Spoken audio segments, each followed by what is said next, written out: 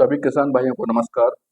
किसान साथियों, आप सभी का स्वागत है यूट्यूब चैनल किसान ज्ञान बिंदु पर। किसान भाइयों का ये सवाल रहता है कि फास्फोरस उर्वरकों के साथ हम जिंक सल्फेट को मिलाएं या ना मिलाएं या क्यों नहीं मिलाएं।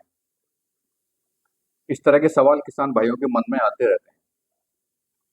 हम सभी जानते हैं कि अपनी फसलों में कई प्रकार के उर्वरकों का हम प्रयोग करते हैं और आपस में भी मिलाते हैं और अपनी मिट्टी में फसल में डालते हैं। किसान साथियों, इस चीज का विशेष ध्यान रखें कि अगर आप फास्फोरस उर्वरक का प्रयोग कर रहे हैं और उसमें जिंक सल्फेट मिला रहे हैं तो इस तरह की गलती बिल्कुल भी ना करें। किसान साथियों, फास्फोरस उर्वरक और जिंक सल्फेट को जब हम आपस में मिलाते हैं तो अभिक्रिया होने के बाद जिंक फास्फेट का निर्माण होता है और जिंक फास्फेट हमारी मिट्टी के अंदर एक घुलनशील रूप में फिक्स हो जाता है। अगर मिट्टी के अंदर कोई भी तत्व घुलनशील रूप में है तभी हमारा पौधा उसको ग्रहण करता है। अगर वो घुलनशील रूप में नहीं है तो हमारा पौधा उसको ग्रहण नहीं कर सकता, जिससे वहाँ जिंक की कमी हो जाती है और जो फास्फोरस है उसकी भी उपलब्धता घट जाती है। तो इसलिए हमको ना तो फास्फोरस का ज़्यादा लाभ मिलेगा और ना ही हमको जिंक सल्फेट का। तो इसलिए किसान भाई इस तरह की गलती ना करें। बहुत से किसान भाई धान की रोपाई के समय एनपीके और जिंक सल्फेट आपस में मिला देते हैं और मिलाने के बाद अपने खेत में डालते हैं। किसान साथियों, ऐसा बिल्कुल ना करें और इससे बचने के लिए आपके पास नाइट्रोजन, फास्फोरस जो भी पोटास है आप दे रहे हैं उसमें दें। उसके बाद अलग से फिर आप जिंक सल्फेट मिला दें। धान की रोपाई के लिए जब हम खेत में पानी भर लेते हैं तो किसान भाई पडलिंग कर लें या रोटावेटर चला दें। उसके बाद अपना जो उर्वरक है उसको डालें। उसको डालने के बाद आप जिंक सल्फेट उसमें डालें और उसके बाद किसान भाई रोपाई करें।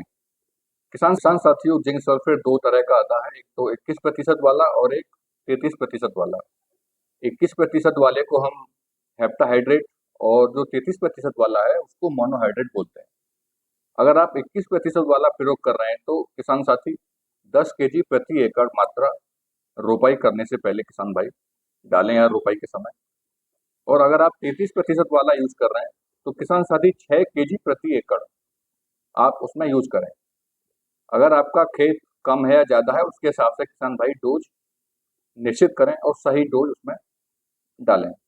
किसान भाई अगर रोपाई के समय नहीं डाल पाते हैं या भूल जाते हैं तो बाद में हम उसको छिड़काव के रूप में अपनी फसल को दें। किसान साथियों, हमारी धान की फसल खड़ी है, उसके बाद हम जिंक सल्फेट का बिखराव करते हैं अपनी फसल में तो उस समय हमको ज़्यादा लाभ जिंक सल्फेट का नहीं मिलेगा, क्योंकि जो जड़ें हैं धान की वो काफ़ी नीचे तक जा चुकी हैं और जो जिंक है वो ऊपर ही पड़ा रह जाता है। तो उससे ज़्यादा अच्छा है कि आप उस समय छिड़काव करें। किसान साथी 50 ग्राम मात्रा को 10 लीटर पानी में मिला के किसान भाई छिड़काव कर सकते हैं और आवश्यकता पड़ने पर किसान साथी इसका 10 दिन बाद दोबारा छिड़काव कर सकते हैं। किसान साथियों, अगर आप रोपाई के समय मिट्टी के अंदर आप जिंक सल्फेट मिलाते हैं तो वो आने वाली 3-4 फसलों के लिए भी वो काम करेगा। और आप छिड़काव के समय या छिड़काव के रूप में आप धान की फसल में जिंक सल्फेट दे रहे हैं तो वो केवल उसी फसल के लिए वो काम करेगा। और जिंक सल्फेट मिलाने से हमको एक और फायदा है कि इसमें सल्फर की मात्रा भी होती है। जैसे 21% वाले में लगभग 10% सल्फर होता है और 33% वाले में लगभग 15 से 16% सल्फर पाया जाता है, जो कि हमारी धान की फसल के लिए वो भी आवश्यक होता है। किसान साथियों, जानकारी अच्छी लगी तो वीडियो को लाइक करें और वीडियो पाने के लिए चैनल को सब्सक्राइब करें। नमस्कार।